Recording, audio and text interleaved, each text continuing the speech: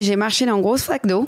Et c'était vraiment, je ne vais jamais oublier cette flaque d'eau. J'ai marché dedans et là, c'était fini. J'avais des pieds trempés et trop froid aux pieds. J'ai pleuré. Je voulais faire demi-tour. J'avais besoin d'aller aux toilettes aussi et faire ça dans le froid. Pour moi, c'était hors question. Et là, j'ai pensé justement tout le prep que j'ai fait. Jean-Mi qui s'est proposé dernière minute de venir aider et Will qui est venu faire exprès pour ça. Ma mère qui est venue depuis les États-Unis.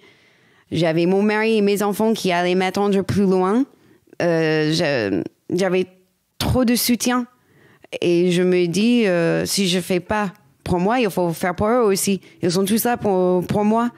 Ils ont tous fait, entre guillemets, des sacrifices pour moi aussi. Il faut continuer pour tout le monde.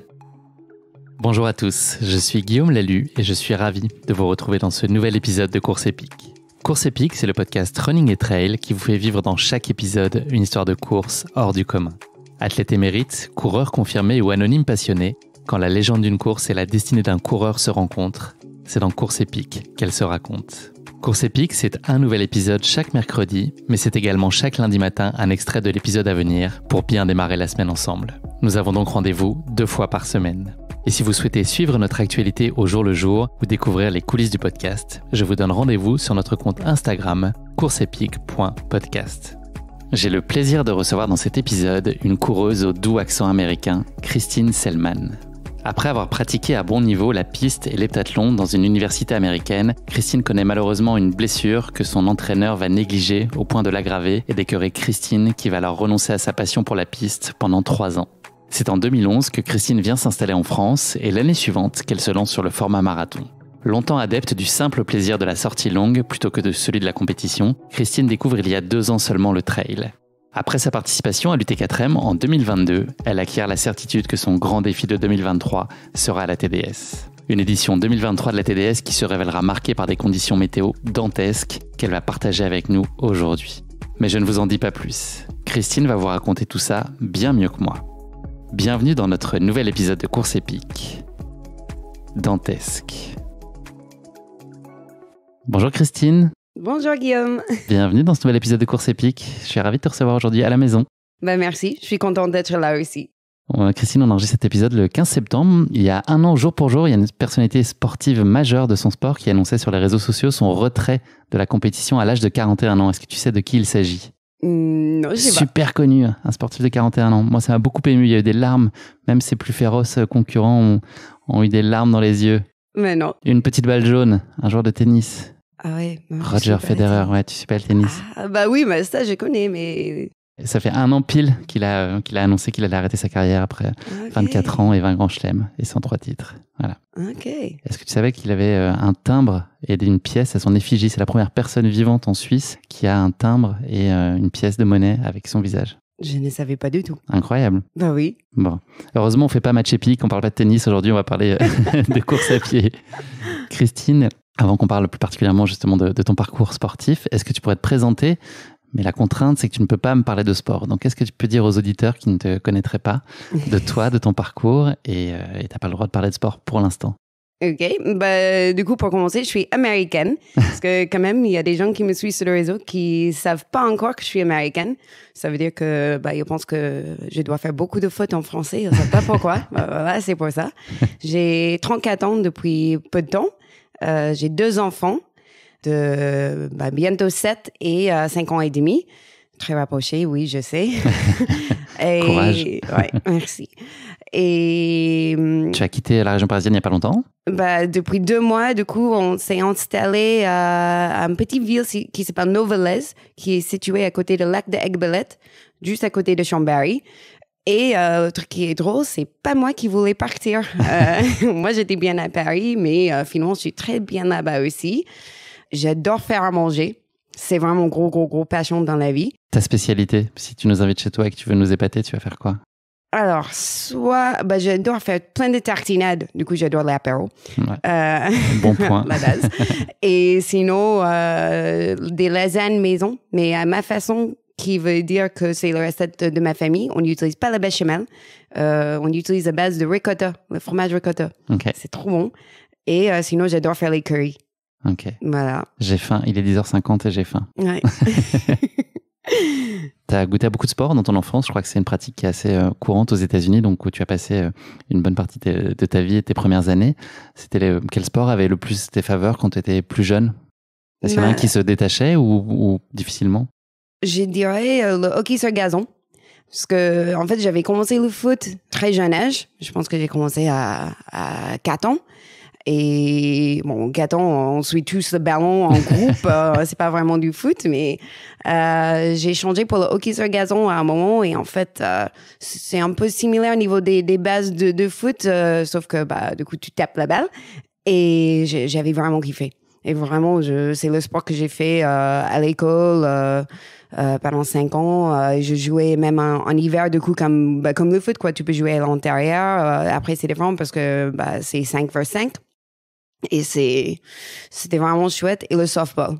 Softball, c'est quoi? C'est du baseball un peu plus adouci, comme le dit le nom. En tout cas, avec des balles plus douces, c'est ça, plus souples? Ouais, c'est pas ça plus douce. Avec... Non, ok. C'est ce qu'on pense, mais ça fait très mal. J'en ai pris dans la bouche 2 fois. Ok, je rigole, je devrais pas. Ouais, non, ça fait très mal quand même. Et en fait, c'était vraiment un peu un truc familial. Ma mère était l'entraîneur et en semaine, ma mère travaillait beaucoup quand j'étais petite. Du coup, quand il y avait des entraînements ou des matchs, c'est le moment quand je voyais ma mère la plus. Du coup, ça, c'était assez sympa. Et en plus, en été, je faisais des tournois. On bougeait un peu. Pas juste à New York non plus, à New Jersey, à Rhode Island, dans des états proches, mais des petits voyages avec des copines. C'était chouette. À quel moment tu t'es plus particulièrement consacré à la course à pied? Qu'est-ce qui a fait que tu as compris que c'était une discipline qui était peut-être faite pour toi? Justement, quand je jouais au softball, souvent je remplaçais les gens pour courir sur les bases parce que j'étais rapide. Et quand je jouais au hockey sur gazon, on m'a mis, je sais pas comment ça se dit en français, mais c'est la position juste devant le gardien parce qu'il faut être rapide. Et je me suis rendu compte que j'étais assez coordonnée, mais peut-être pas tant que ça. Et du coup, on me mettait souvent dans des endroits où il fallait juste être rapide. Et du coup, je me suis dit, bon, je vais tester l'athlétisme pour garder la forme, surtout en hiver. J'ai commencé avec l'athlétisme à l'intérieur. Et la première saison d'athlétisme avec mon équipe de 4x200, on a battu le record de région qu'il y avait avant. Et après, j'ai fait du coup le printemps dehors. Et en fait, j'ai eu une grosse réussite dans le saut en longueur. Et j'étais qualifiée du coup pour les championnats de région et après l'État de New York dans le saut en longueur. Et rien à voir avec ce que je fais aujourd'hui, je sais, mais... Et donc, tu as fait aussi du pentathlon, c'est ça? Tu as goûté à plein de disciplines d'athlétisme. C'est devenu l'heptathlon ensuite, je crois. Ouais, c'est ça. En fait, je pense que je suis quand même quelqu'un de très sportif, mais j'étais pas forte à un truc.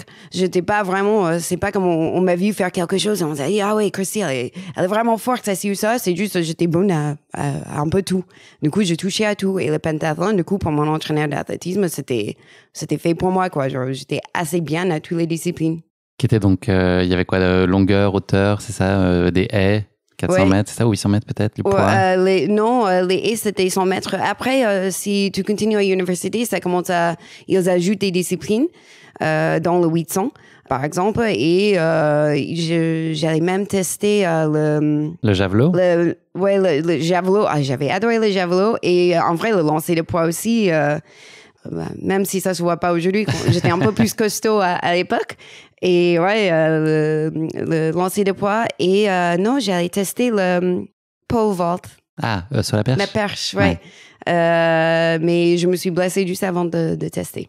Du coup, j'ai pas testé ça. Ok. Peut-être bientôt, qui sait. Ouais. Et donc, tu as ensuite entamé tes études universitaires, c'est ça? Et donc, tu pratiquais aussi le sport. Ça a été ta clé d'entrée pour l'université? Est-ce que c'était... Oui. En fait, j'étais recrutée un peu à mon université pour l'athlétisme, justement. Et dans la première année, par contre, je me suis blessée. Et ça va pas étonner peut-être certaines gens qui me connaissent bien, mais j'ai forcé un peu sur le blessure. Et mon entraîneur, par contre, elle a forcé aussi. Et le blessure est devenu très grave. J'ai déchiré tout ma cuisse jusqu'au point où genre, ça se voyait. On aurait dit que j'avais une grosse bleue sur la cuisse avec des taches rouges parce que ça saignait. C'était vraiment une grosse déchirure. Et ça m'a vraiment dégoûtée. Et j'ai mal vécu cette blessure. Et du coup, j'ai arrêté de courir pendant 2 ans. Et le fait aussi qu'on te demande de continuer à courir, c'est ça ton entraîneur aussi qui te mettait un peu la pression pour que malgré la blessure, tu continues? Oui, elle me mettait la pression pour continuer et j'ai du mal à dire non aussi. Si on me dit de courir, moi je vais courir.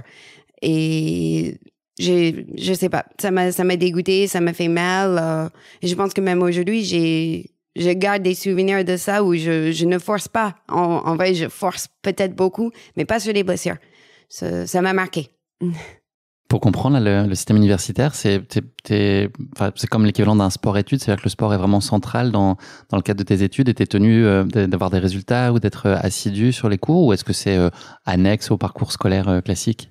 Alors, ça dépend des universités. Moi, il y a 3 classements d'universités. Moi, j'étais dans le 3e. En fait, les classements d'université sont liés à la taille. Moi, je ne voulais pas être dans une grande université parce que du coup, tu perds les relations pour moi avec des profs, avec même des gens juste qui travaillent pour l'université, avec des entraîneurs. Je voulais une petite université qui est plutôt bien. On m'a donné de l'argent pour aller à l'école, en bourse, mais c'était pas pour le sport. Okay. C'est mon entraîneur d'athlétisme qui sait travailler le système, qui a aidé que je trouve une bourse pour entrer à l'école. Et du coup, quand j'ai arrêté de courir, j'ai pu garder ma bourse parce que normalement, si tu es dans des plus grandes écoles, si tu fais plus ton sport, tu perds ta bourse, ton bourse. Et moi, j'ai pas eu ça, mais oui, j'étais quand même censée performer. Et j'avoue, c'était compliqué d'arrêter pour ça, parce que c'est pour ça que j'étais quand même recrutée à l'école. Est-ce que tu as imaginé à ce moment-là que tu courrais plus jamais? Non. Pendant cette période de dégoût? Pour moi, courir, c'était vraiment... ça faisait partie de moi. Genre, même quand j'avais 13 ans, on allait en vacances, je partais faire des footings toute seule. C'est vraiment une passion depuis le très jeune âge. Mais je pense qu'il a fallu surtout... j'ai commencé le sport à 4 ans. Et je pense que quand j'ai arrêté à l'université, c'était la première fois que j'avais arrêté depuis que j'avais 4 ans. Il a fallu cette pause. Tu as eu donc une pratique qui a été encadrée avec donc ton coach et l'université. Est-ce que la compétition pour toi c'était essentiel, ou est-ce que c'est toujours, tu nous diras peut-être après si ça évolue aujourd'hui, mais est-ce que c'était plutôt le plaisir qui prenait le dessus, ou tu te prenais au jeu de la compétition, de performer, de faire le mieux possible? En vrai, non. Je ne cherche pas la performance et je pense que ça se voit dans mon parcours de reprise. C'est pour moi la base, c'est juste de courir, de se sentir libre. En fait, pour moi, c'est une façon de détacher du stress de vie quotidien et non, je n'ai absolument pas cet esprit de compétition. Et si jamais je suis compétitive, c'est avec moi-même. C'est pas contre la personne à côté de moi. Je soutiens la personne à côté de moi. Je les souhaite de me battre, de se dépasser aussi. De compétition, c'est moi. Hein. Après, je suis très dur avec moi-même, mais juste avec moi-même. T'arrives à te satisfaire quand même, à être contente de ce que tu fais? Oui, il y a des fois certaines épreuves que j'ai fait récemment, dans les dernières 2-3 ans, où j'étais vraiment fière de moi. Après, je suis très dur avec moi-même aussi. Du coup, il y a des fois où j'étais vraiment déçue avec moi-même aussi. Et c'est pas toujours facile. Au début des années 2010, tu as changé de continent, tu es venu en France. Oui. C'est aussi le moment où tu as renoué avec les baskets, mais tu as décidé d'évoluer sur d'autres disciplines. C'était un choix aussi de pas forcément revenir dans l'athlé, mais d'avoir des nouveaux objectifs finalement. Et en l'occurrence, ça a été rapidement en tout cas le marathon. Oui, en fait, pour moi, la reprise avec la course à pied, ça a commencé avec des footings. Et très rapidement, en fait, un footing pour moi, genre, une première reprise de footing, c'était 1 heure. Et très rapidement, ça a prolongé. Et du coup, un jour, je me suis dit, tiens, je vais faire un marathon. Et pour préparer le marathon, je savais pas du tout comment faire. Du coup, je me suis dit, je pense que ça va prendre 4 heures. Et du coup, j'ai fait 3 ou 4 sorties longues de 4 heures avant mon premier marathon. Normal. Oui. Et du coup, quand j'ai fait mon premier marathon, je l'ai fait en 3h46. Et en plus, ça s'est très bien passé. Je me sentais bien 3 jours plus tard. Et en fait, je suis juste devenue accro des sorties longues. Donc, très rapidement. Quel souvenir tu regardes là de ce premier marathon à Paris? C'était en 2011, il y a 12 ans. Oui. C'est un marqueur, ça a changé, enfin ça t'a ouvert un nouveau monde? En fait, mon premier marathon, c'était à Dublin, en 2011. Okay. Et oui, en fait, l'esprit du marathon, tout le monde qui se soutient, on est là ensemble, en fait. T'es là tout seul, mais ensemble en même temps.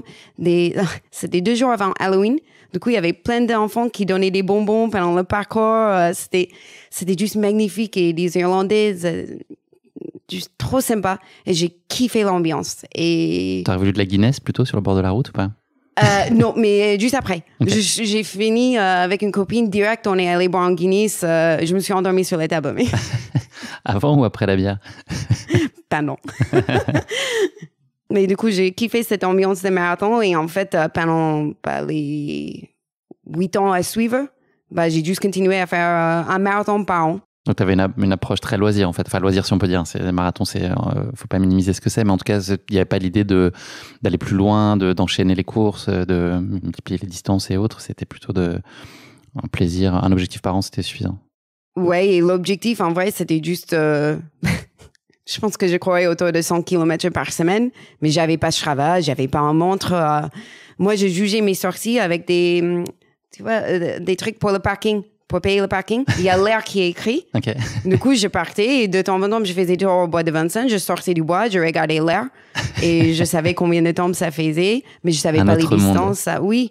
Et c'était bien aussi. Oui, c'était super. Et c'est juste, du coup, en mode, tu te dis, OK, je vais faire un marathon de temps en temps juste pour avoir une idée de ce que je fais. En 2021, tu rejoins les ASICS Frontrunner. Tu commences un peu à structurer différemment ton approche. Tu as un coach qui t'accompagne. Et puis, il y a un premier objectif hors de la route et de la piste qui se dessine, qui est la Saint-Élion 2021. Tu peux nous raconter un peu le chemin jusqu'à cette Saint-Élion et puis ce que tu as appris cette course et comment elle s'est passée pour toi? Mais du coup, juste avant la Saint-Élion, il y avait le marathon de Paris. Et en fait, l'idée, c'était un peu de préparer mon premier marathon. C'est la première fois que j'ai fait une prépa marathon avec du fractionné, des séances sur piste. Et j'ai enchaîné ça avec la Saint-Élion. Et dans l'idée, ça allait plutôt bien marcher. Par contre, le marathon de Paris, c'est très, très bien et très mal passé. J'avais un gros objectif parce que j'avais envie d'essayer de faire moins de 3 heures. J'ai fait 3h06, mais j'ai une très grosse douleur au pied. Je pense que j'ai fini mon dernier 10 km dans 50 minutes. J'étais vraiment dans le mal. Et ça m'a un peu blessé le moral aussi. Et du coup, tout de suite, je me suis dit, en fait, il faut que la Saint-Élion se passe bien. Il faut vraiment que là, je donne tout. Et j'avais un truc à prouver, mais à moi-même. Mais vraiment à moi-même que, en fait, quand même avant le marathon de Paris, je savais, j'avais un gros soutien. Je savais qu'on me disait, j'avais un gros potentiel. Mais pour moi, si on me dit quelque chose, OK, c'est bien, mais il faut que ça soit concret. Et pour moi, de concrétiser ça, il fallait quelque chose qui se passe bien. Et j'avais un gros soutien, mais en même temps, pas des doutes. Et je me suis mis une grosse pression. J'ai bien préparé la Saint-Élion. J'ai écouté mon coach, plus ou moins. Et quand je suis arrivée à Lyon, je pense qu'il y avait quand même des gens qui avaient des doutes. J'ai eu un bracelet élite. On m'a mis dans le SAS élite et c'était mon premier trail. Et je sais pas comment c'est passé, mais j'ai eu le bracelet élite. Et quand je l'ai eu, mais ça m'a fait bader. Je pense que je suis pas élite. J'ai jamais fait un trail dans ma vie. J'ai jamais fait une course officielle. J'avais fait 100 km, mais off une fois. J'ai jamais fait plus qu'un marathon, quoi. Et quand j'ai fini 3e. Et je peux même pas... Ce moment, c'était un moment juste de folie. Je sais pas, j'étais vraiment fière. Et je sentais que les mois de travail, des moments où c'était dur et des moments où j'étais déçue, ça valait le coup. Et alors, la Saint-Élion, c'est peut-être pas la course la plus... ça n'est pas la course la plus montagnarde, alpine. Enfin, voilà, elle est assez particulière en soi. Elle est de nuit et puis, il y a relativement peu de dénivelé malgré tout. Est-ce que ça t'a quand même ouvert les yeux sur le trail et sur l'ultra et tout ça? Est-ce que ça a été aussi un vrai coup de cœur et tu t'es dit qu'il fallait que tu ailles plus loin et que tu creuses ce sillon-là de l'ultra trail? Du coup, après le Saint-Élion, je pense que 2 semaines plus tard, j'avais déjà choisi une course en montagne. Et en plus, vu que je suis un peu gourmande dans la vie, j'allais pas commencer avec une petite train non plus. Je me suis inscrite pour un 100 km de UTKTM à Grenoble. Une course qui s'est bien passée aussi pour toi, donc c'était en 2022. Là aussi, c'est la vraie découverte de la montagne à ce moment-là. T'as une révélation? Oui, c'était une découverte et ça me faisait un peu peur parce que j'ai fait tout mon entraînement à Paris. Tout mon entraînement à Paris sur les escaliers, un peu gravel au bois de Vincennes. Ok, tu vas à Fontainebleau, mais c'est pas la montagne.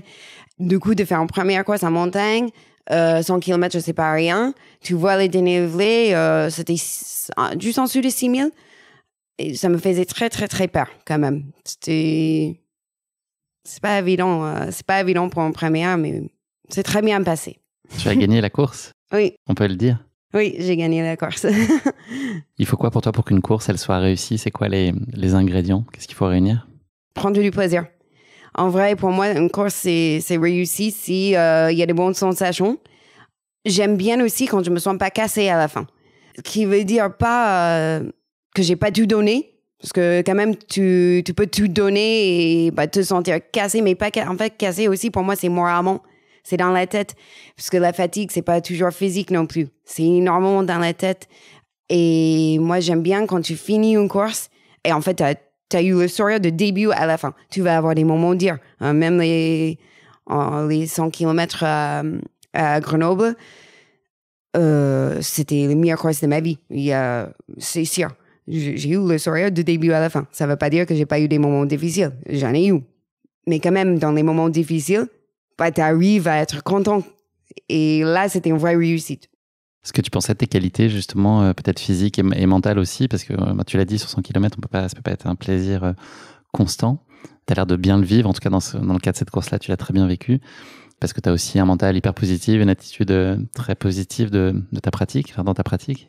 J'essaie de toujours rester positif et même dans les moments quand tu es dans la merde, tu peux pas faire du ultra si tu prends pas un peu de plaisir à être dans la merde. Faut le dire, hein. Moi, il y a un côté plaisir et en fait, le plaisir, c'est pas dans la merde, c'est juste après, quand ça va mieux et tu t'es dit, tu vois, j'étais forte, je me suis dépassée. Et justement, pour une course qui est pas réussite, pour moi, c'est quand j'arrive pas à me dépasser, à me tirer vers le haut. Et ça, moi, ça me travaille. Genre, le Maxi Race, c'était un enfer. Parce que j'ai jamais réussi à me sortir de... Je me suis mis dans un trou au début de la course et je suis restée au fond de ma trou. Dans la Pain Cave avec Courtney. Ouais, sauf que le Pain Cave, pour moi, ça me fait mal. Moi, je préfère être en dehors du Pain Cave. Pour moi, le Pain Cave, c'est pas... Je sais pas. C'est pas une quête en soi. Ouais. Non. Moins tu y es, mieux tu te portes. Et physiquement, tu penses tes atouts? Physiquement, oui. Déjà, je pense que le fait que je fais du sport depuis que je suis très jeune, je suis un peu adaptée à faire du sport et c'est quelque chose pour moi qui est lié direct à la santé. Moi, j'aime bien faire du sport, toujours faire du sport, rester actif. Et aussi, ce que je préfère dans le trail, pourquoi je pense que le trail, c'est mieux adapté pour moi, c'est la variété. Tu es sur des routes parfois, beaucoup sur les sentiers, dans les cailloux, dans les pierres, les parties quand c'est de l'escalade, limite. Ça, c'est ce que je kiffe. Parce qu'il faut la force des bras, en fait, ça change. Et toujours être dans le changement, tu t'ennuies pas. La force des bras, c'est la lanceuse de poids qui parle. Oui, c'est ça. T'as pas oublié d'où tu viens. C'est ça. Comment tu trouves là aujourd'hui l'équilibre entre ta vie perso, ta vie de famille? Tu as eu un été qui a été très chamboulé aussi avec un déménagement et pas mal d'activités à droite à gauche et des courses et puis une prépa TDS. Est-ce que tout ça arrive à bien se placer facilement et tu arrives à équilibrer bien tous les piliers de ta vie? C'est très compliqué. C'est vraiment compliqué parce que, comme je disais, j'ai 2 enfants. Avant de travailler à temps plein pendant tout le prépa pour le Saint-Élion, pour le UTKTM, je travaillais à temps plein aussi, qui veut dire que je faisais énormément de sorties. Le prépa Saint-Élion à 5 heures du matin, quoi. Et après, j'enchaînais avec toute la journée du boulot. Et après, je cherchais les enfants à 16 heures. Et parce que je travaille 8 heures, 16 heures, je cherche direct les enfants. Et t'enchaînes jusqu'à 20h, 21h le soir quand tu les couches. pour juste m'être relevé à 5 heures du matin. Tu fais pas un peu de PPG le soir après pour te finir? Pendant le pause-déj. Ok. Oui, 3 fois par semaine. Ok. Oui, tu rigoles, mais en fait, comme je t'ai dit, j'étais super motivée et j'y suis toujours. Là, j'ai la chance aujourd'hui que j'ai la famille qui me soutient. Je dis la famille parce que c'est mon mari, mais c'est mes enfants aussi, qui à leur âge, ils commencent à vraiment comprendre. Quand ils étaient petits, ils faisaient des crises. Quand je partais courir, ils ne comprenaient pas. Et là, ils comprennent, ils sont là sur les courses. Et mon fils, il est au taquet. Il est vraiment au taquet et c'est trop chouette. Ils étaient à la ligne d'arrivée du TDS. Je suis arrivée à 4 heures du matin. Qu'ils étaient là. On en parlera plus tard. Mauvaise maman. Non. Oui. Je plaisante. Tu devais être tellement à côté de tes pompes. Ouais, mais c'était compliqué. Le TDS me préparait avec le déménagement. C'était très compliqué. Après, j'ai eu la chance que j'ai pas travaillé cet été avec le déménagement. Justement, j'ai quitté mon boulot. Du coup, j'ai vraiment profité d'1 mois dans les montagnes. Je faisais toutes mes sorties longues. Comme d'hab, je partais très tôt pour les finir le plus tôt possible. Mais tout le fun de prépa dans les montagnes, ça a bien aidé. Merci beaucoup, Christine, pour cette introduction. On va passer au questionnaire de Proust, la rubrique suivante du podcast. J'ai 3 questions philosophiques à te poser. La première d'entre elles, ton rêve d'enfant. Tu te voyais comment plus tard? Alors, mon rêve d'enfant, j'en avais vraiment 2. Un, c'était d'être marine biologiste. Je voulais travailler avec des dauphins. OK. Et j'étais vraiment passionnée par les dauphins. J'avais plein de livres sur les dauphins. Et ouais, je rêvais de faire ça. T'avais un doudou dauphin? T'avais ta petite peluche dauphin? Oui, non, mais j'en avais même 2 et un qui faisait du bruit. Mais c'est bizarre, ma mère a oublié celle-là, je pense, en vacances une fois. Le drame. Oui. Ouais. Non, mais je pense que c'était fait exprès, ça faisait du bruit du dauphin. Mais sinon, oui, pour être honnête, j'ai toujours rêvé de faire du sport et de niveau. Okay.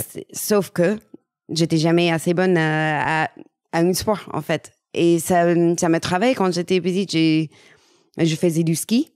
Et avec le ski, j'étais arrivée à un niveau où on m'a proposé de s'entraîner toute l'année. Mais il fallait qu'on déménage. Et du coup, ma mère a dit, mais non, on ne va pas déménager. Ça, c'était quand j'avais 15 ans. T'as bien accepté ça ou c'était difficile? Non, c'était très difficile. Parce que pour moi, c'était une piste. Jolie, ouais.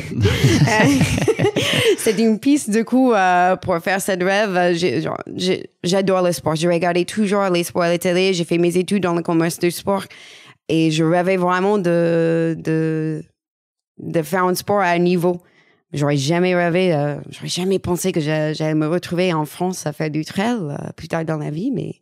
Tu n'avais pas vu le bracelet élite à la Saint-Élion et la victoire à l'Utrecht-Quatrem? Ouais. Deuxième question, une erreur ou un imprévu de la vie qui t'a particulièrement fait avancer? Alors... Question sensible. Oui, c'est un peu une question sensible pour moi parce qu'il y a certaines choses pas faciles à affronter. Et dans un, c'est la naissance de mon fils. En fait... quand j'étais plus jeune, on m'a dit que je ne pourrais pas avoir des enfants. Et du coup, j'ai appris que j'étais enceinte avec mon fils à 3 mois de grossesse. Et ce n'était pas du tout prévu. Vraiment pas prévu. Et je pensais que j'étais déprimée avant parce que je prenais des poids. J'étais très, très fatiguée. C'est un peu tabou, je trouve, parce que des femmes, quand elles tombent enceintes, c'est une joie. C'est censé être un droit. Genre, t'es censé apprendre ça, c'est le meilleur jour de ta vie. Moi, j'ai appris ça, je pense que j'ai pleuré pendant une semaine, quoi. J'ai mis tout le reste de la grossesse à accepter le fait que je devenais maman j'avais 26 ans. C'est le fait que ce soit inattendu ou c'est... Oui, je pense que déjà, c'était pas attendu. J'avais 27 ans quand il est né. Du coup, j'étais un peu jeune, j'avais pas des copines, J'avais pas des copines avec des enfants, je connaissais pas des gens avec les enfants. Et aussi, vu qu'on m'a dit que je pourrais pas avoir des enfants, je pense que j'ai passé beaucoup, beaucoup de temps à accepter ça. Et du coup, c'était très bien d'apprendre que je pouvais, mais ça m'a vraiment basculé. Et même après sa naissance, je me suis énormément attachée à mon fils après sa naissance, mais je me sentais détachée aussi. Dans ce rôle c'était très difficile pour moi de retrouver moi-même et maman. Et j'ai mis du temps à trouver l'équilibre entre ces deux vies qui devraient être en vie. Il ne faut pas culpabiliser. Non. J'ai mis du temps à accepter ça. Que je pourrais continuer à être Christine et pas juste maman. Et avec ta fille, ensuite, ça s'est mieux passé? Oui, c'était beaucoup plus L'acceptation facile. était plus simple. C'était quand même une surprise aussi, parce qu'ils ont que 16 mois d'écart, c'était pas prévu non plus. Vu qu'on m'a dit que je pouvais pas avoir des enfants, on pensait, c'est génial. Et, 2, c'est encore mieux. Mais bon, c'était une surprise aussi, mais c'était beaucoup plus facile à accepter. En soi, on était ravis d'avoir un deuxième. On était très contents, Ou quand j'ai appris pour mon fils, c'était plus dur. Merci beaucoup d'avoir livré ça, Christine. C'est très perso et très intime. Ta plus grande réussite à ce jour? Si on parle de vie sportive, je dirais que c'est le TDS. Okay. C'est vraiment le TDS. J'ai mis une bonne semaine à comprendre ce que j'ai fait. Et c'est pas lié du tout, comme je dis, je suis compétitive avec moi-même, je me compare à moi-même en tous les cas. Du coup, c'est pas lié à mon classement, c'est pas lié à mon chrono ou tout ça. C'était vraiment juste de se dire à la fin, je viens de faire 153 parce que c'était plus long que je pensais. 153 kilomètres.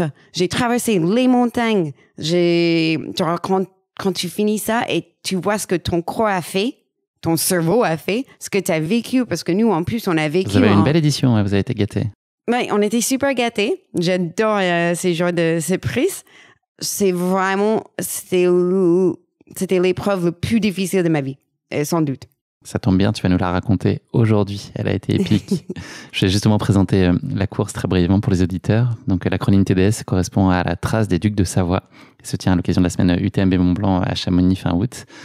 Belle, technique, sauvage, exigeante. Les qualificatifs ne manquent pas pour décrire la TDS qui relie le Val d'Aoste en Italie à la Savoie, à la découverte des villages du Tour du Mont-Blanc et des massifs qui les entourent. En plus de son traditionnel départ à Courmayeur, la TDS part à la découverte du Beaufortin, avec à la clé une vue imprenable sur la Pyramenta et le Grand Mont. Pour parler chiffres, cette course est longue de 145 km en théorie.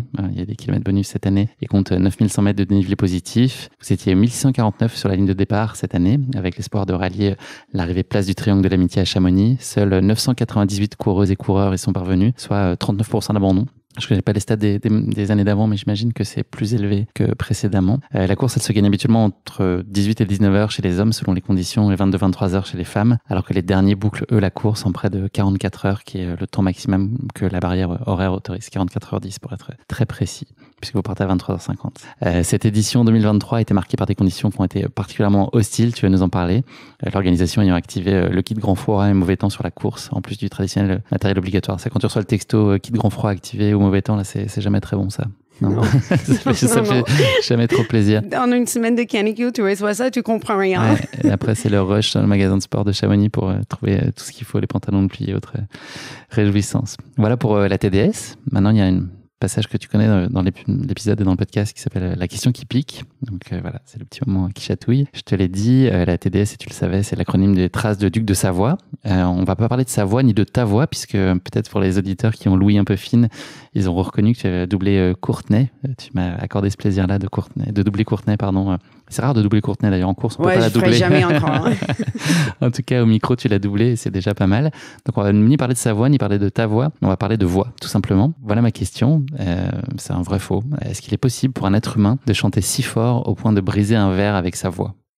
T'as déjà vu ces scènes là en tout cas dans les BD Tintin, là il y a la Castafiore qui casse des verres en chantant. Est-ce que tu penses que c'est possible? Oui. Bravo. Alors oui, mais il faut 3 conditions. Okay. Il faut le volume, donc il faut avoir une voix puissante qui doit atteindre 105 décibels. Donc pour donner une idée, là, un avion qui passerait au-dessus de nous, un avion de chasse à 100 mètres, au-dessus de nous à 300 mètres, pardon, ça fait 100 décibels. Donc c'est 105 décibels, il faut quand même y aller. Il faut chanter fort, mais pas n'importe comment. Donc il faut trouver la fréquence de résonance naturelle du verre. Donc ça, c'est pas très simple non plus. Il faut le faire aussi suffisamment longtemps, c'est le 3e critère. Donc voilà, c'est ça qui va déterminer que la pression va être suffisamment forte et que les vibrations vont finir par produire un effet sur le verre jusqu'à potentiellement ce qu'il éclate. Voilà, mais ça c'est pas la garantie. En fait, même en réunissant tout ça, t'as pas la garantie que tu vas pouvoir casser un verre, puisqu'il faut aussi a priori que le verre ait un défaut. Sinon, ça va être compliqué. Donc il y a un chanteur qui s'appelle Jamie Vandera qui pendant une émission télé a essayé de casser des verres en chantant. Il a échoué sur les 11 premiers et le 12e a réussi à éclater. Donc voilà, il a fait sous la force de sa voix, mais c'est un verre qui avait peut-être un peu plus d'impureté que les autres. Et donc voilà, ça explique qu'il ait pu exploser. Ok. T'es sans voix, tout ça, hein. et les tombes, j'ai appris plein de choses. Ouais, franchement. Hein. On va donc maintenant parler de ta course épique où tu vas nous emmener à la rencontre de la faune et de la flore présente sur la TDS. Cette TDS, tu nous en as parlé, c'est ton plus grand accomplissement aujourd'hui. À quel moment s'est dessinée cette envie de participer et cette conviction de te dire que c'était la course que tu voulais réaliser, en tout cas cette année en 2023?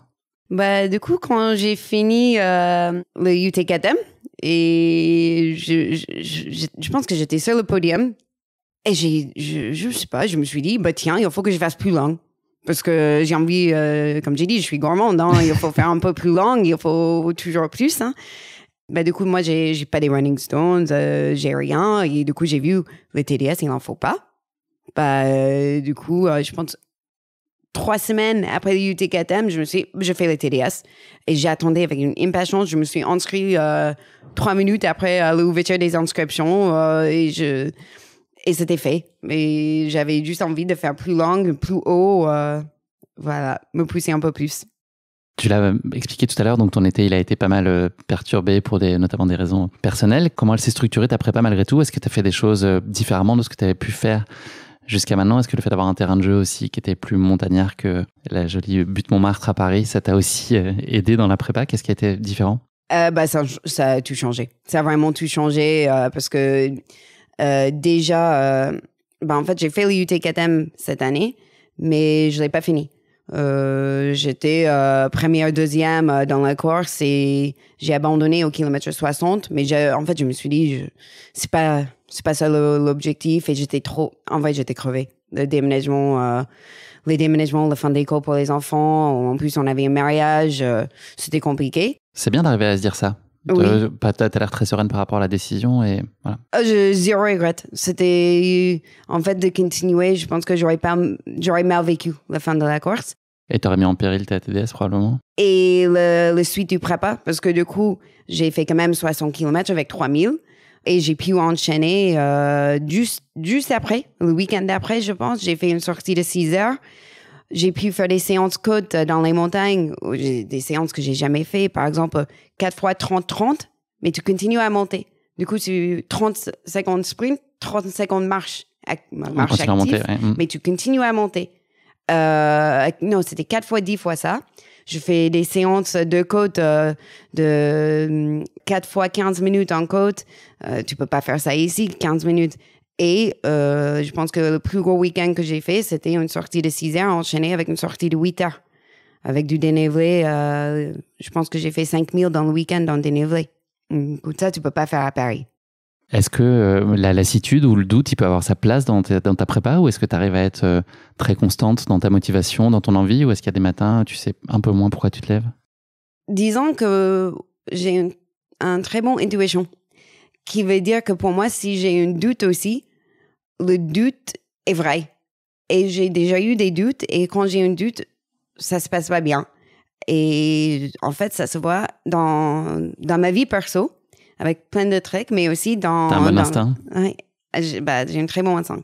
Et dans le course à pied, je savais que le Saint-Élion allait bien se passer. Genre, au fond de moi, je savais, et c'est très bien passé. Je savais en 2022 que ça allait pas bien se passer. J'avais un doute. Je sais pas si c'est sur moi, je sais pas si c'était sur le prépa, le vie perso à côté qui était trop chargée, c'est pas bien passé du coup. Et pareil, quand j'ai eu 0 doute pour les TDS. J'ai pas eu un doute. Je savais que j'allais finir. Je savais que avant la course, que ça, je sais pas. J'avais pas de doute avant la course. J'étais stressée parce que je suis quand même une personne un peu stressée parfois dans la vie, mais j'avais pas de doute. Même si les conditions n'étaient pas celles que tu imaginais? Alors, j'ai eu un doute au kilomètre 30. Oui, un gros doute quand je me suis retrouvée en haut d'un col congelé. Et vraiment, quand je dis congelé, je sentais pas... C'était même pas juste mes doigts. Je sentais pas mes mains. Je sentais pas des bâtons. Tu sais que tu as des bâtons dans tes mains, mais tu les sens pas. J'ai marché dans le flaque d'eau, des pieds congelés. Et là, j'avais un doute. Je me disais, mais je peux pas continuer comme ça. Je ne peux pas. Et tout de suite, il fallait me dire, mais non, dégage ça de ta tête. Ne pense pas comme ça. Parce qu'il n'y a pas la place pour des doutes dans une épreuve comme ça. J'en reviens à ton avant-course. Est-ce que sur cette phase de préparation en amont, c'est quoi les choses les plus difficiles pour toi auxquelles tu dois renoncer? Est-ce qu'il y a des sacrifices qui sont plus compliqués que d'autres? C'est de rater le temps en famille le week-end. J'essaie de faire le plus possible en semaine, mais en été, semaine, week-end, c'est pareil. Surtout, je travaillais pas, du coup, c'était le temps avec mes enfants. Mais je fais ce que je peux, du coup, pour me réveiller tôt, de rater le moins de temps possible avec les enfants. Mais quand tu fais une sortie de 8 heures ou 6 heures, bah, même si tu pars à 6 heures du matin, bah, tu rates un bout de la journée. Et je me culpabilise beaucoup à rater ce temps familial pendant le prépa. Avec qui t'avais prévu de venir sur la TDS? C'était qui ton crew? Alors, du coup, c'est mon coach qui a fait mon assistance et c'est mon coach qui a préparé, du coup, tout le parcours. Je dirais tout le parcours pour arriver là, même avant, parce que c'est quand même quelqu'un qui a installé la confiance dans moi. Ton coach s'appelle William, hein, c'est ça? Si on le cite après, ouais. Et du coup, Louis, depuis le début, c'était un gros soutien. Je pense qu'il avait confiance en moi quand moi, j'en avais pas. Et quand, du coup, je voulais m'inscrire pour le TDS, je l'ai demandé s'il voulait faire mon assistance. Et pour moi, c'était limite un projet à deux parce que j'avais besoin de ce soutien pour y arriver. Et il y avait une autre personne aussi qui devait être avec toi, qui n'a pas pu être là, c'est ça? Ouais, j'avais une copine qui était censée venir aussi. Comme ça, William n'était pas toute seule. Et ils s'étaient passés en voiture ensemble, mais elle a dû annuler dernière minute un petit imprévu familial. Donc, tu as eu Jean-Michel comme substitut. Oui, un ami que j'ai fait, du coup, un déménageant qui gère une boutique des bâtons, qui s'appelle la boutique des bâtons. Bien vu. Et en fait, on a eu un bon feeling et on a fait une sortie ensemble. Il m'a conseillé sur les bâtons un peu, sur les ravitaillements. Et quand j'ai appris que ma copine venait plus, il s'est proposé, mais comme ça. Et il est venu faire tout le suivi avec Will de début à la fin. Sympa, franchement. Quelle connaissance t'avais, toi, du parcours? T'avais eu l'occasion d'aller repérer certains segments? Ou c'est une découverte totale? Découverte totale. Parce que, comme je disais, avec la famille, j'essaie de moins perturber la famille possible, qui veut dire, j'habite au pied des montagnes depuis 2 mois. Je vais pas aller à une autre montagne pour m'entraîner. Même si ça pourrait être très utile, je peux pas me permettre ça. Parce que, en fait, si tu fais ça, c'est un week-end. C'est pas juste une sortie de 8 heures. Et du coup, c'était une découverte totale. C'était quoi tes objectifs et tes ambitions sur la course? Est-ce que malgré tout, tu te donnais un temps cible? J'avais un gros fourche de temps. Je me suis dit entre 25 et 30 heures. Avec l'espoir quand même d'être le plus près de 25 possible. Et dès que j'ai vu les conditions météo, je me suis dit, bon, moins de 30 heures. OK, finir. c'est déjà ça. Est-ce que tu avais prévu des choses en particulier sur la gestion du sommeil, sur la nutrition? Il y avait des choses que tu avais mises en place ou imaginées? Alors, le sommeil, c'est très compliqué. Déjà, j'ai un peu de la chance. J'ai pas besoin de beaucoup de sommeil. En vrai, pour moi, 5-6 heures, ça suffit. Par contre, le déménagement, ça a un peu basculé les enfants. Et il y avait beaucoup de réveils. Et ma fille a eu un petit gastro la semaine avant le TDS. Et du coup, il y avait beaucoup de réveils la nuit. J'avais un gros espoir de faire des bonnes nuits. Et j'ai pas du tout pu le faire. Mais je pense que j'ai une résilience à la fatigue qui aide énormément pour les autres, même genre les départs pour le Saint-Élion à 23 heures. Ça me fait pas peur. Ça me dérange pas. Je suis pas en grosse dormeuse. Du coup, le sommeil, ça va. Et le nutrition, c'était un peu plus compliqué. Justement, un départ le soir, là, comme à la Saint-Élion, là, le départ était quasiment à minuit. Est-ce que c'est confortable pour toi ou est-ce que tu préfères le matin? Voilà, comment est-ce que tu t'organises? Est-ce que tu t'accordes une sieste dans l'après-midi quand même pour prendre des forces? Comment est-ce que tu vis dans les instants quand c'est un départ quasi nocturne? Les siestes, je peux pas faire. Et en vrai, même quand je m'allonge, j'essaie de couper. En fait, t'es dans la course. Du coup, je préfère largement partir le matin, même si c'est à 5 heures du matin. En fait, j'arrive à dormir avant. Mais le soir, pour moi, c'est compliqué. Et c'est surtout pour la nourriture, pour les repas. Je préfère le matin parce qu'en fait, j'aime bien manger un gros dîner après dormir. Et avant quoi, je fais jamais une grosse nuit. Et du coup, je me réveille le matin et je mange juste un petit truc. Je mange pas un gros petit déj.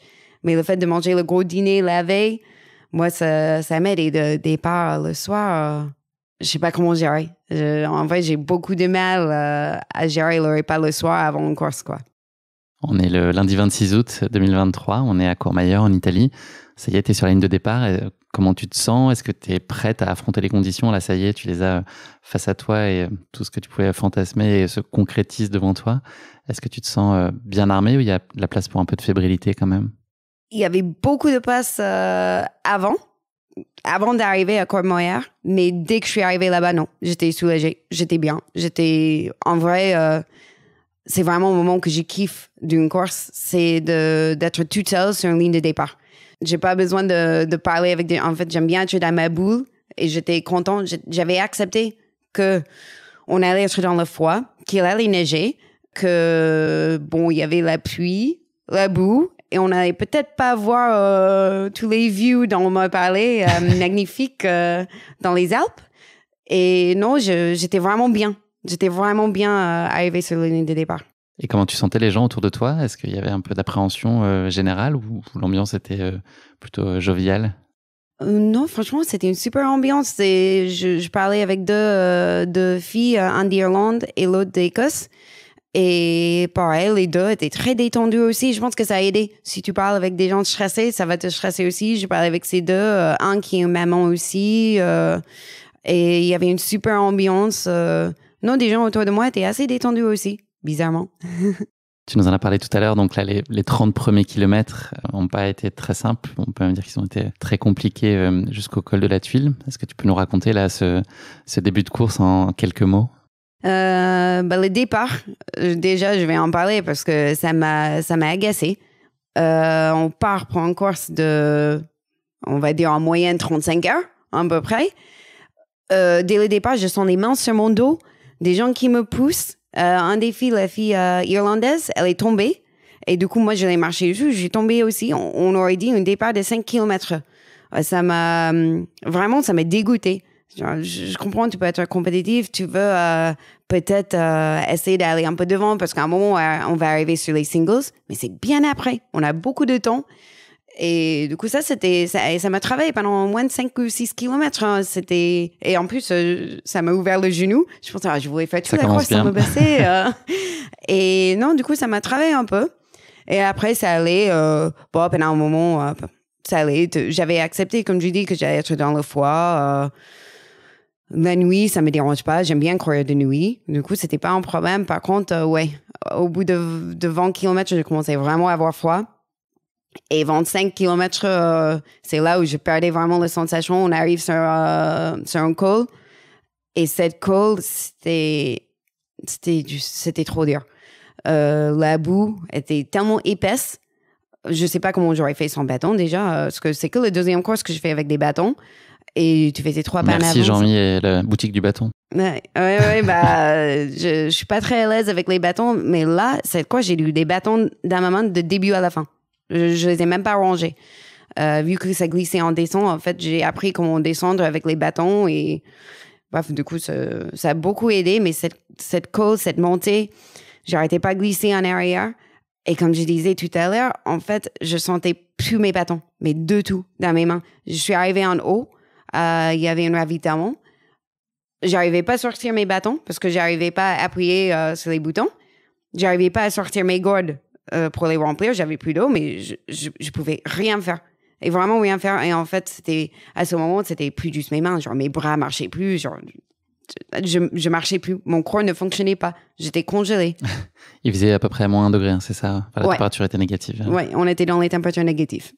Tu arrives à trouver quand même du réconfort en haut au ravito avec ton équipe. Est-ce que tu es en capacité de recevoir ça ou tu es justement tellement dans la souffrance et dans la difficulté que tu es dans ta bulle et que tu reçois pas cet élan et puis ce que les gens ont envie de t'apporter autour de toi pour te donner confiance?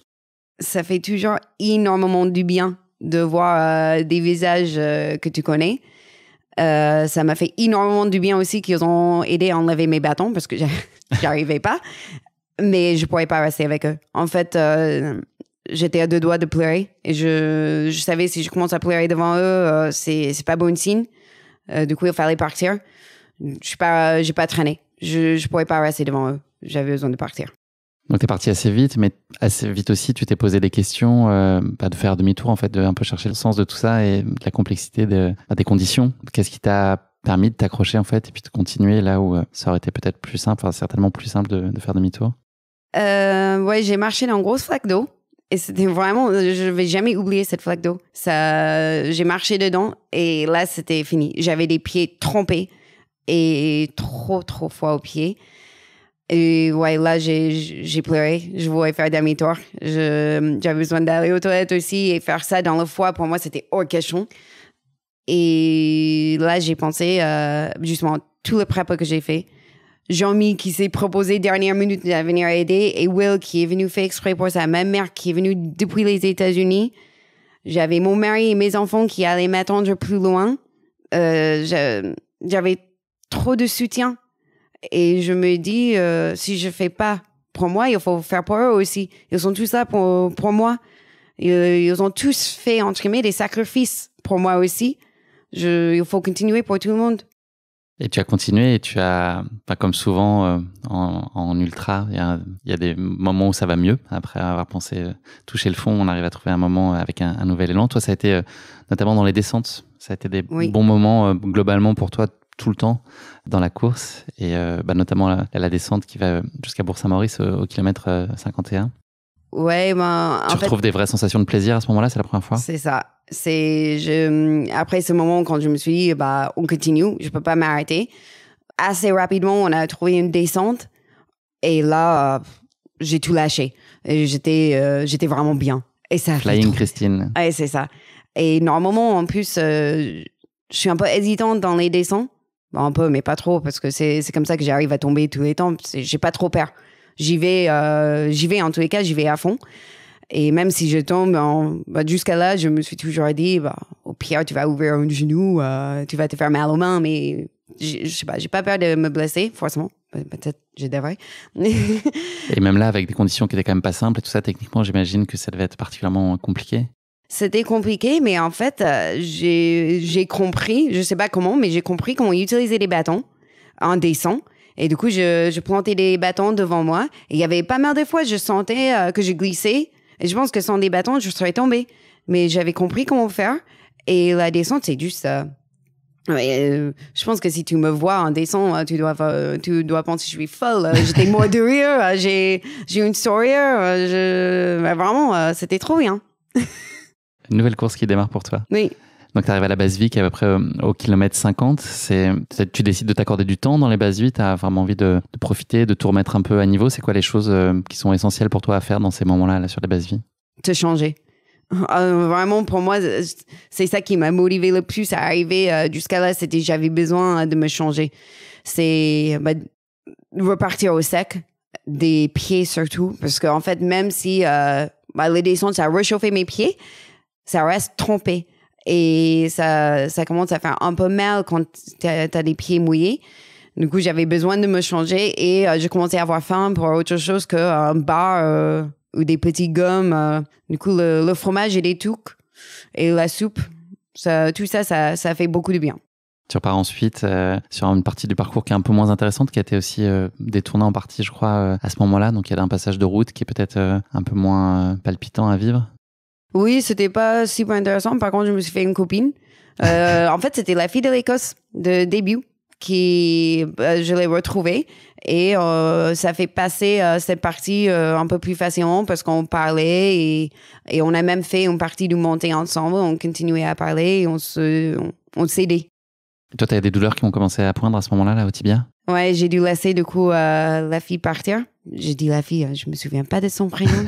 On a parlé de plein de choses, je me racontais toute sa vie, mais pas son prénom. Mais non, du coup, j'ai dû la laisser partir. J'ai commencé à avoir très, très mal au tibia. Et sur la route, ça a bien tapé. Et du coup, elle se sentait bien. Et je lui ai dit, reste pas avec moi, vas-y. Tu continues ton petit bonhomme de chemin et tu arrives ensuite au ravito de Cormet de Roseland, au kilomètre 70, après 10h31 de course. Comment tu récupères David, les amis, tout ça à ce moment-là? Oui, il y avait du coup David, Jean-Mi et Will. Et ça a fait du bien de les retrouver parce que ce passage était dur. Pas dur parce que c'est technique ou parce que ça monte beaucoup. C'est juste tu prévois pas forcément de faire 8 km sur la route. Et quand même, ça montait. À un moment, on a fait un col qu'ils font à vélo. Du coup, c'est pas raide. Hein, ça doit être à 8-9% de pente, mais c'est long. C'est vraiment long et ça travaille le mental. Du coup, quand je les ai retrouvés, ça m'a fait trop du bien. Boire un coca, boire une soupe, papoter 2 minutes. Ça fait toujours un petit refresh. Tu repars ensuite, là, les conditions s'améliorent pas. Globalement, la visibilité, elle est quand même assez mauvaise, pour pas dire nulle. En haut, du coup, on a continué à monter là. Et là, on retrouve des montagnes, Beaufort. Et tu te retrouves dans la neige. Vraiment la neige. Genre 8 cm de neige. J'ai mesuré sur ma bâton. Comme ça, je pourrais remesurer ensuite à la fin de la course. Et ouais, on était dans 8 cm de neige qui tombait. Je voyais rien. Je me suis perdue. Quand ça commençait à descendre, je voyais pas les balisages et du coup, à un moment, on descend, du coup, je vais par là. Et je commence à descendre, je vois toujours rien. Du coup, je regarde derrière moi et je vois des gens là-haut qui vont dans notre direction que moi. Du coup, est-ce que c'est eux qui sont trompés de chemin ou toi? On a une petite idée de la réponse. Vu qu'ils étaient 4, je me suis dit, c'est moi qui a tort là. Est-ce qu'il y a des moments où tu t'es senti en insécurité ou en danger jusqu'à ce moment-là là? Plus tard dans la course, pas à ce moment-là, non. Tant que je vois des gens autour de moi, ça va. Quand tu te retrouves toute seule, c'est là où c'est plus difficile. Il y a ensuite une descente qui t'attend, c'est ça? Oui. Donc là, c'est la balade, c'est toujours le même état d'euphorie sur tes descentes? Oui, en fait, on m'a dit que cette descente est super raide, ça va être très compliqué. Dans ma tête, je me suis préparée à une descente hyper complexe. En fait, j'ai kiffé. J'ai kiffé. C'était trop bien. Si on continue un peu ton avancée dans la descente qui va vers Beaufort, tu as une jolie petite surprise qui t'attend, une famille congelée, c'est ça? Qui t'attend depuis un petit moment? Oui, ma petite famille. Du coup, là, c'est la première fois que j'ai vu mes enfants et ma mère. On est à quel moment là? C'est plutôt le matin? Non, c'est début d'après-midi. Début d'après-midi, ok. Et en fait, je savais que mes enfants, ils ont emmené des instruments de musique pour jouer, pour soutenir. Un orgue, des trucs faciles à emporter sur oui, le sentier. Oui, c'est ça. Ouais. Du coup, non, j'entends...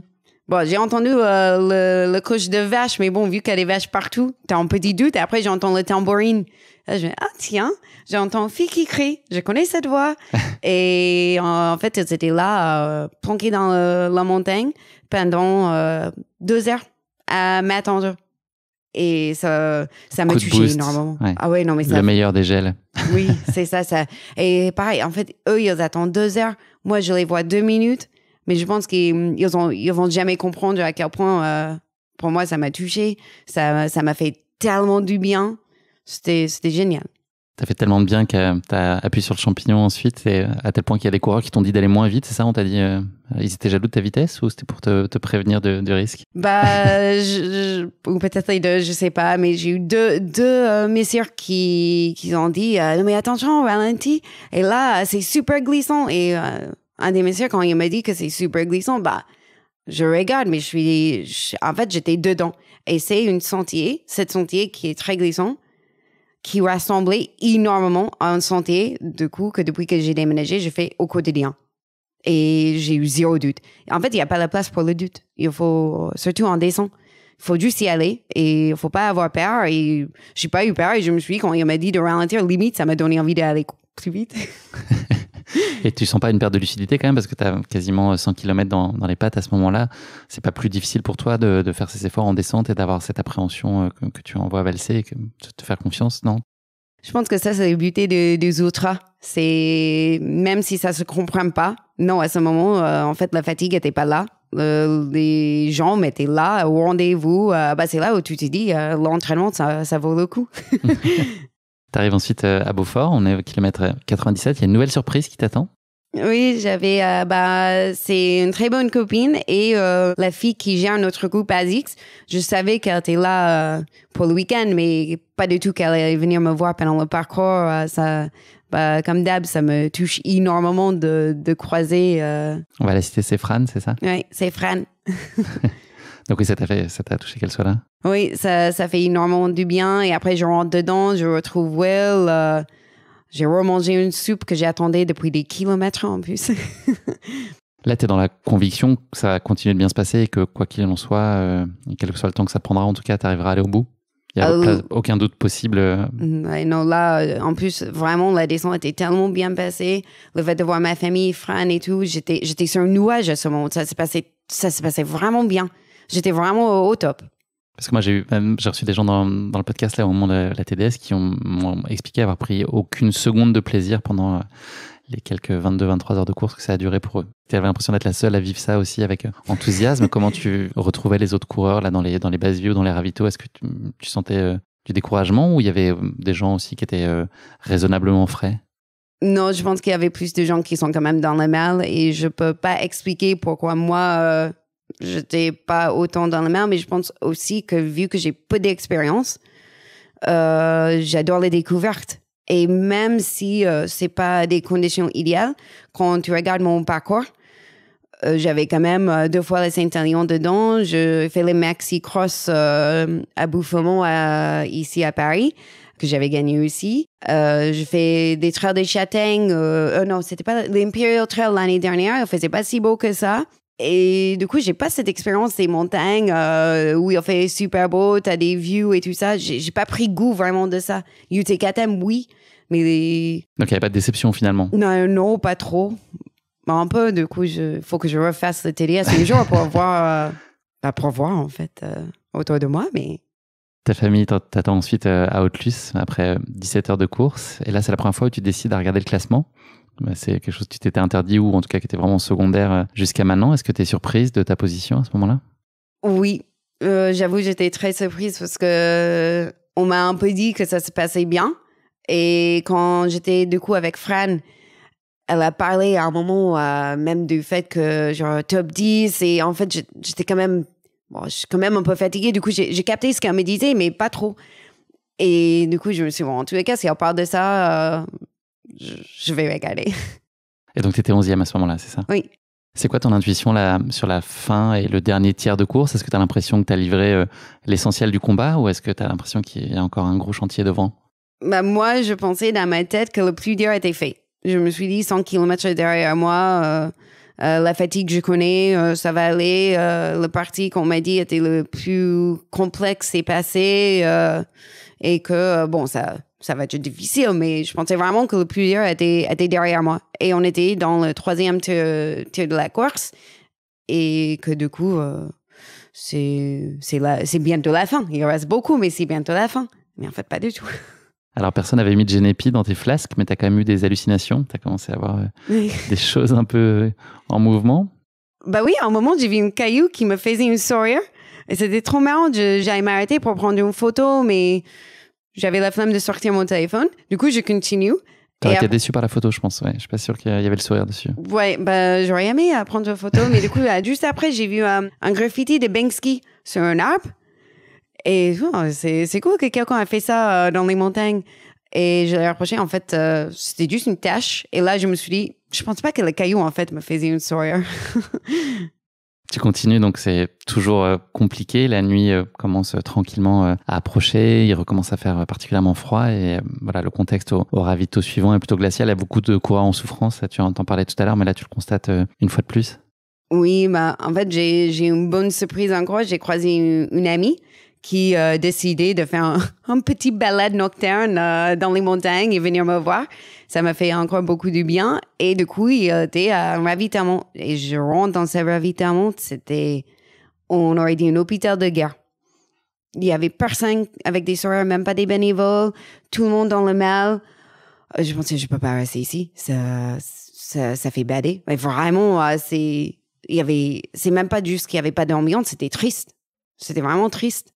Là, quand tu dis que tu restes pas longtemps, c'est quoi? Tu remplis tes flasques, tu changes 2-3 trucs et tu passes 2 minutes et tu t'en vas? J'ai dû remplir des flasques. J'ai fait un thé dans les flasques parce qu'en fait, ça chauffe le corps d'avoir du thé. Du coup, j'ai fait du thé dans mes flasques et je suis partie tout de suite. Donc là, c'est reparti, ça continue. Il y a une montée jusqu'au col de Jouly qui est encore un moment qui est éprouvant, un terrain boueux, visibilité qui est vraiment très limitée. Tu sais toujours pourquoi tu es là à ce moment-là? Un peu moins.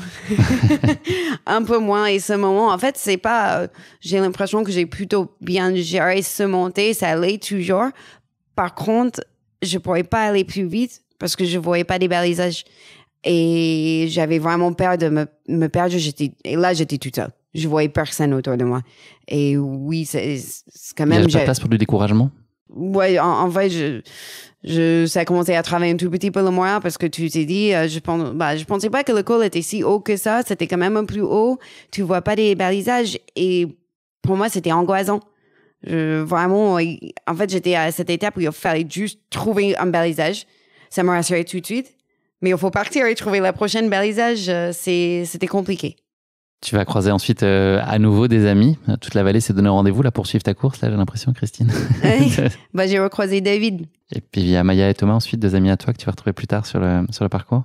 Oui, et ça, c'était une bonne surprise aussi parce que je pensais juste qu'ils allaient être la dernière base de vie, c'est les Contamines.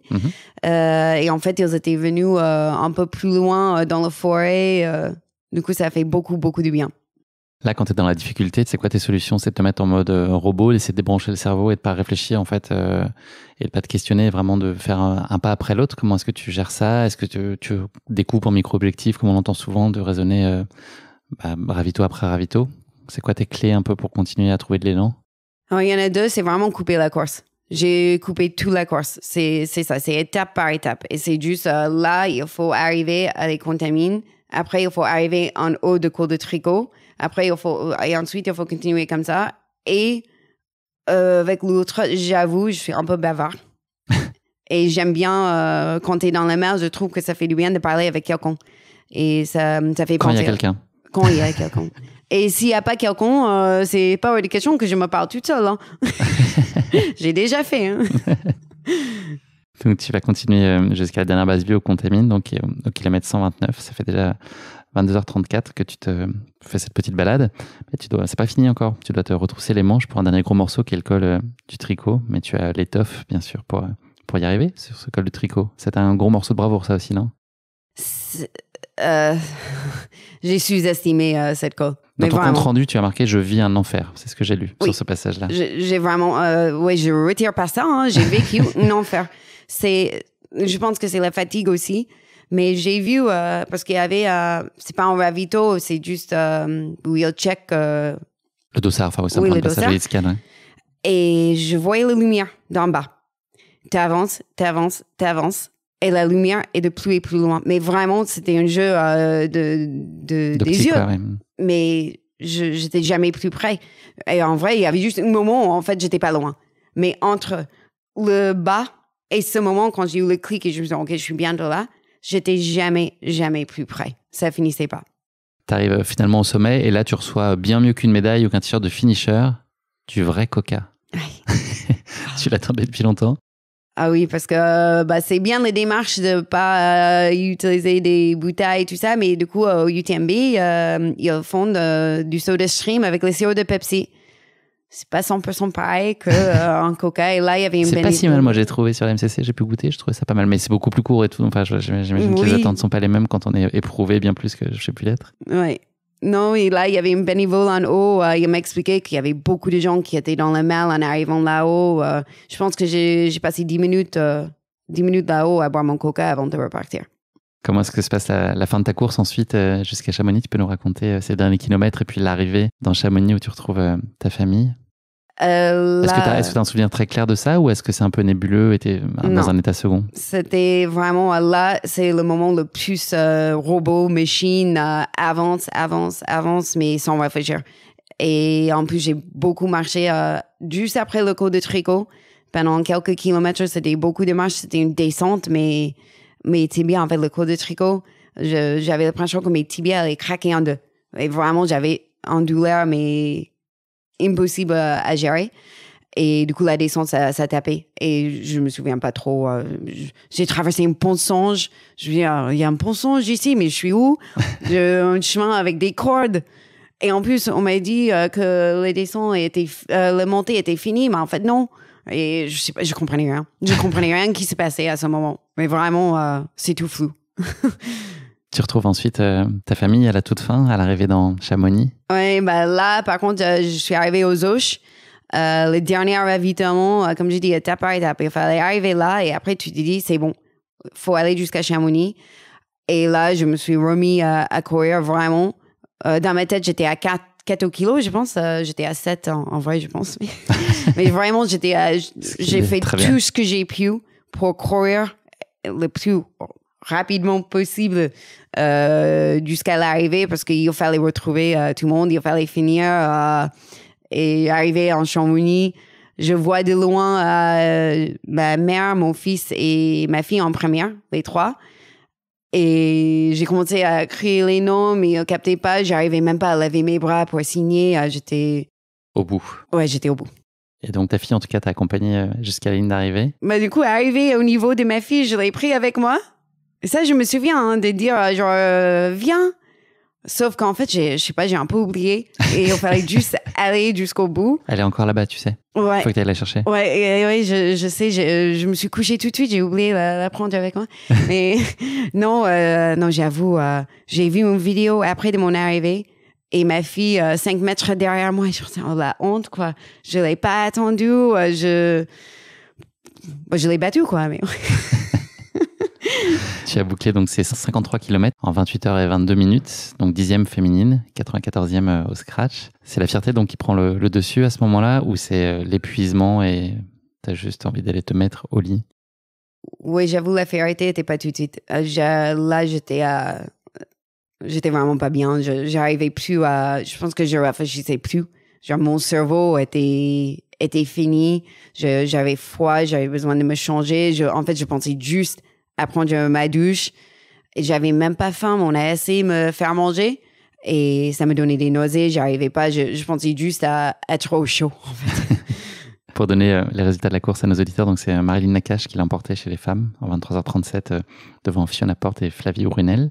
Et c'est Christian Meyer chez les hommes, un Canadien, donc en 19h36 devant Simon Hjalmar Vastlund, un Suédois, comme son nom semble l'indiquer, et Yannick Noël, donc, qui est le boulanger trailer que j'aimerais bien recevoir dans le podcast très prochainement, qui a fait des performances admirables à chaque fois.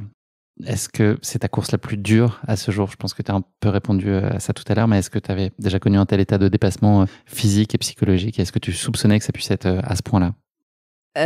C'est sûr que c'est le plus dur. C'est vraiment... c'est autre chose que même les 100 km. C'est de faire un marathon de plus qu'un marathon. De faire plus, j'attendais pas à ça, en vrai. Et tu as touché sur la fierté. C'est devenu plus tard et là, oui, en fait, c'est ce dépassement de moi-même, de le faire. J'étais vraiment fière. Ça a pris 5 jours, je pense, de me rendre compte et d'avoir chaud. Retrouver tes mains. Ouais. Et ouais, c'est sûr que c'est l'épreuve le plus dure et c'est le plus gros fierté que j'ai dans mon parcours de course à pied. Tu ressens encore là aujourd'hui, est-ce que tu penses quotidiennement à cette réussite sur la TDS? Est-ce que ça te donne confiance et tu surfes encore sur cette énergie-là? Oui, là, beaucoup. Limite, je dirais plus aujourd'hui que même il y a une semaine. Parce que vu que les gens me reviennent, je commence à recourir plus ou moins normalement. Je commence à penser du coup à l'avenir. Je me dis, ça fait 2 ans que je fais du trail et je pense que je pourrais avoir...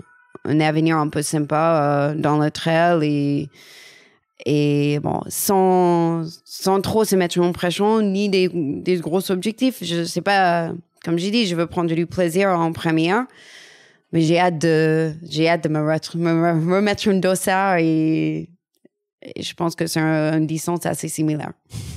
Ça a été quoi les clés de ta réussite sur la course? Qu'est-ce qui fait que tu as réussi à aller au bout? Il y a eu beaucoup d'abandon, ça a été comme des conditions extrêmement difficiles, dantesques sur cette course. Qu'est-ce que toi, tu as réussi à bien faire et qui explique que ça s'est globalement bien passé, que tu as tenu ton objectif alors que les conditions n'étaient pas du tout favorables pour ça? Mais je pense qu'il y a 2 choses. La première, c'est même si une autre, ça se fait tout seul, ça se fait pas tout seul. J'avais une petite équipe qui était là pour me soutenir, pour m'aider, les amis d'Azix. Sans eux, j'aurais jamais fini. Et je parle pas forcément de même l'aide sur les bases de vie. Je pense que ça, je pourrais gérer tout ça. C'est juste de voir des têtes, de savoir qu'il y a quelqu'un qui t'attend. C'était pour moi C'était le touche-clé, comme je dis, même moi, je les vois 2 minutes, mais ces 2 minutes, pour moi, ça change tout. Et après, je pense que si je suis plus fière de moi dans quelque chose, dans mon parcours de course à pied, c'est mon mentalité. Je pense que je suis assez forte dans la tête, limite plus dans la tête que dans les jambes. J'ai pas les jambes, j'ai pas la même vitesse. Genre Marilyn, elle est super rapide. Moi, je serai jamais aussi rapide qu'elle. C'est plus dans la tête où moi, je peux être forte et je compte sur ça énormément. Et là, à des moments qu'on s'est dur dans la course, je me dis, Chrissy, c'est dans ta tête, vas-y, tu peux le faire.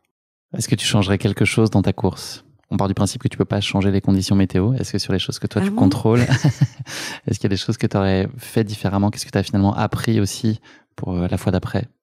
Ouais, je pense que déjà, peut-être la nutrition à la fin, il y a quelque chose qu'il aurait fallu faire autrement à la fin. J'ai perdu beaucoup de temps entre l'arrivée en haut de cours de tricot et l'arrivée à Chamonix. Et je sais que j'avais une grosse douleur. Mais vu que je te dis, c'est beaucoup dans la tête. Moi, je me dis, j'aurais pu forcer. J'aurais pu être plus forte dans la tête. Ou j'aurais pu, même pour les douleurs dans les tibias, faire quelque chose plus tôt pour essayer de soulager ça, que j'avais pas fait. J'ai quasiment rien mangé les dernières 40 km de la course. Je pense que j'ai mangé une soupe et c'est tout. Du coup, je pense que la nutrition à la fin, c'était pas bon du tout. Mais j'arrivais plus à même réfléchir. Qu'est-ce que cette course, elle t'a appris sur toi? C'est un nouveau format, c'est des conditions hostiles. Comment tu ressors de ça? Elle a quoi de différent, la Christine d'après? Je pense que du coup, ce que j'ai appris, c'est pas juste moi, on est capable de faire des épreuves de ouf, en fait. Et en vrai, si je peux le faire, tu peux le faire. Tout le monde peut le faire, en fait. Il faut le temps, il faut le drive, il faut avoir envie. Mais en fait, vraiment, tu te dis, si je peux faire ça, je peux faire énormément de choses. Et ça m'a bien motivé pour la suite, voilà. Et plutôt côté, pas négatif, mais la nutrition. Okay. Il faut bien gérer la nutrition. J'ai appris ça encore à nouveau. S'il n'y en avait qu'une, l'image que tu gardes de cette TDS-là aujourd'hui? La descente à Beaufort. On t'a flashé à 80 km/h dans la descente. Voir la famille dans la montagne, cette descente-là, c'était génial. Merci beaucoup, Christine. On va parler un peu d'avenir maintenant.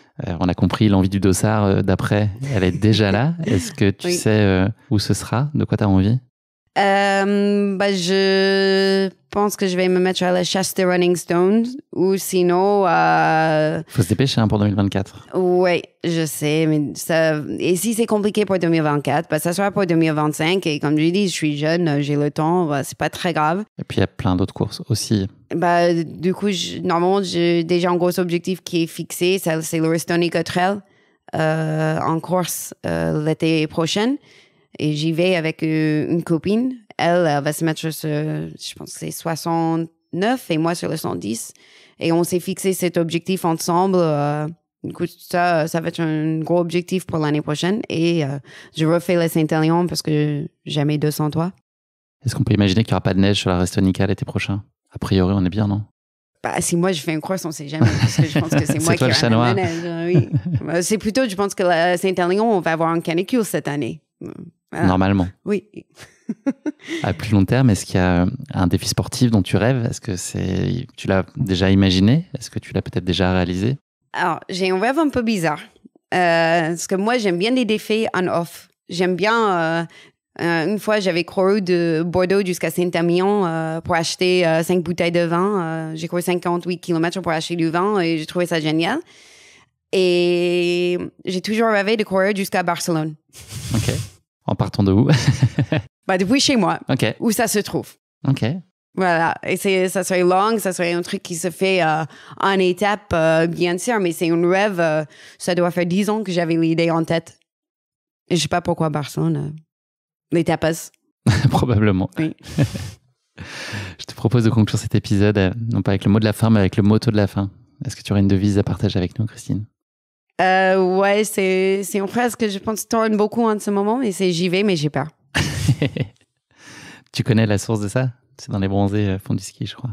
En tout cas, il y a plein de sources, mais on l'entend notamment dans les bronzés fond du ski. Tu as vu ce film ou pas?